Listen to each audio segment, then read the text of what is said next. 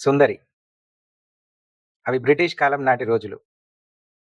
Sub collector Sitaram జీతం నెలకి రూ. 1200. అప్పట్లో అది చాలా పెద్ద మొత్తం.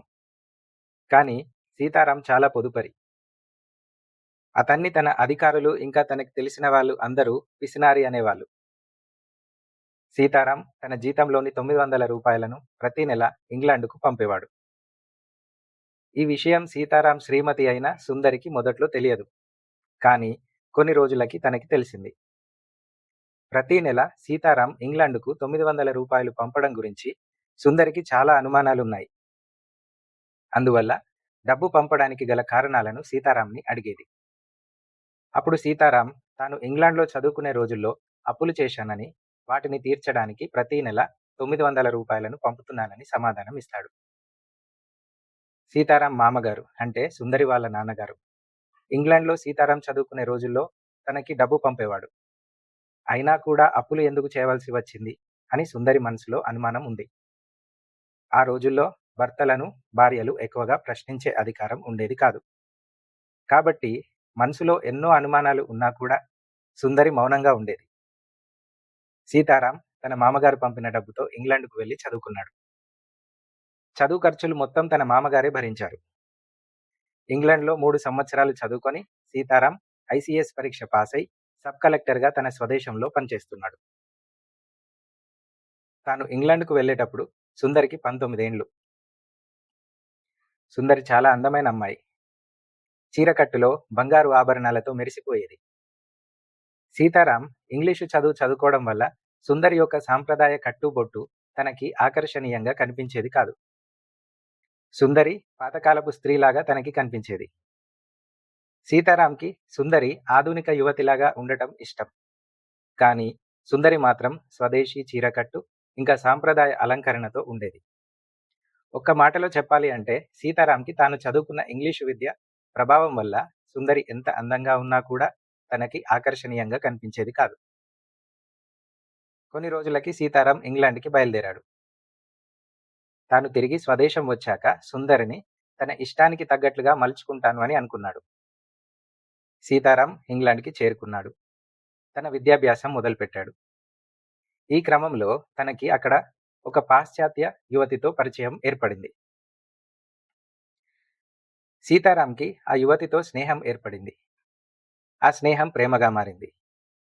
సీతారాం తాను ప్రేమించిన ఇంగ్లాండ్ యువతిని పెళ్లి చేసుకున్నాడు.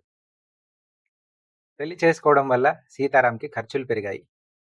తనకి ఖర్చులు పెరిగాయని, ఎక్కువ డబ్బు అవసరం ఉందని తన మామగారికి లేఖలు రాసి డబ్బు అడగడం ప్రారంభించాడు. అడిగిన విధంగానే సీతారాంకి తన మామగారు డబ్బు పంపేవాడు. సీతారాంకి తాను పెళ్లి చేసుకున్న ఇంగ్లాండ్ యువతి మొదట్లో అందంగా, ఆకర్షణీయంగా కనిపించేది. కొన్ని రోజులు పోగా ఆకర్షణ తగ్గింది. సీతారాంకి తన భార్య ఆకర్షణీయంగా కనిపించడం లేదు. నిజానికి ఆ ఇంగ్లాండ్ యువతి తనకంటే వయసులో కొన్ని ఏళ్లు పెద్దది. ఆ యువతిని ప్రేమించినప్పుడు పాశ్చాత్య సంస్కృతి, వస్త్రధారణ మీద ఉన్న అభిమానం వల్ల తాను అందంగా, ఆకర్షణీయంగా కనిపించింది. వయసులో కొంచెం పెద్ద అవడం వల్ల ఆ యువతి సీతారాం మీద అజమాయిషీ చేసేది. ఈ కారణంగా కూడా సీతారాంకి తన భార్య అందంగా, ఆకర్షణీయంగా కనిపించడం లేదు. ఒకరోజు తన భార్య యొక్క కృత్రిమ దంతాలను ఆమె గదిలో చూశాడు. అలాగే ఆమె తన శిరోజాలు ఒత్తుగా కనిపించాలని తాను తన తలలో పెట్టుకునే విగ్గుని చూశాడు. అప్పటిదాకా తన భార్యవి కృత్రిమ దంతాలు అని, అలాగే తాను విగ్గు పెట్టుకుంటుందని తనకి తెలియదు. ఈ విషయం తెలిసిన తర్వాత సీతారాంకి తన భార్య పట్ల ఉన్న ఆకర్షణ మొత్తం తగ్గిపోయింది. అప్పుడు స్వదేశంలో ఉన్న తన మామ కూతురు సుందరి తనకి గుర్తుకు వచ్చింది. ఒకప్పుడు తాను ఇష్టపడని, తనకు అందంగా కనిపించని సాంప్రదాయ చీరకట్టు ఇంకా అలంకరణ, కట్టు బొట్టు ఇప్పుడు సీతారాంకి అందంగా కనిపిస్తున్నాయి.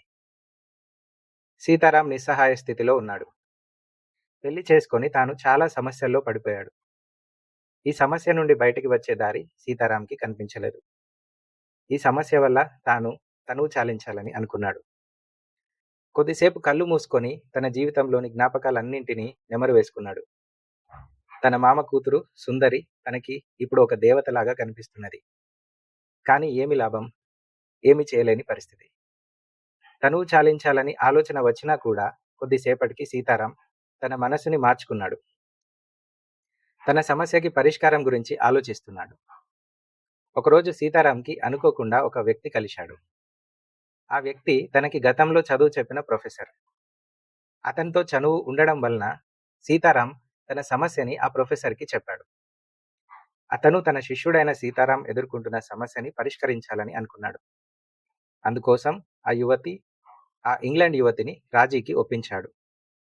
సీతారాం భవిష్యత్తులో ఐసీఎస్ పరీక్ష విజయవంతంగా పూర్తి చేసుకొని స్వదేశానికి వెళ్ళిన తర్వాత నుండి తన జీతంలో కొంత భాగం సీతారాంకి తాను పంపుతాడని ఆ ఇంగ్లాండ్ యువతిని ప్రొఫెసర్ రాజీకి ఒప్పించాడు. ఆ తరువాత సీతారాం ఐసీఎస్ పరీక్షకి కష్టపడి చదివి పరీక్షల్లో విజయం సాధించి స్వదేశానికి సబ్ కలెక్టర్గా వెళ్తాడు. షిప్లో ప్రయాణం చేసి సీతారాం స్వదేశానికి చేరుకున్నాడు. షిప్పు నుండి దిగి స్వదేశంలో అడుగు పెట్టగానే సీతారాం తాను తన తల్లి ఒడికి చేరిన పిల్లవాడిలాగా సంతోషాన్ని ఇంకా ధైర్యాన్ని అనుభూతి చెందాడు. సీతారాం తన ఇంటికి వచ్చాడు. సాంప్రదాయ చీరకట్టులో బంగారు ఆభరణాలతో సుందరిని చూశాడు. ఒకప్పుడు తనకి నచ్చని సుందరి ఇప్పుడు సీతారాం కళ్ళకి ఒక దేవతలాగా కనిపించింది. సీతారాం సబ్ కలెక్టర్గా తన విధులు ఆరంభించాడు. ఇంగ్లాండులో యువతితో చేసుకున్న ఒప్పందం ప్రకారం తన జీతంలో కొంత భాగాన్ని సీతారాం ప్రతి నెలా పంపుతున్నాడు. సుందరికి ఈ విషయం ఎప్పటికీ తెలియదు. సుందరికి మనసులో ఎన్నో అనుమానాలు ఉన్నా తన భర్తని ప్రశ్నించేది కాదు. ఇలా సీతారాం జీవితం స్వదేశంలో కొనసాగింది. అప్పటి నుండి సీతారాం పాశ్చాత్య సంస్కృతి కంటే స్వదేశీ సంస్కృతి గొప్పది అని భావించాడు. కథ సమాప్తం. ఈ కథ సి రాజగోపాలాచారి గారు రాసిన కథ సీతారాం నుంచి తీసుకోబడింది.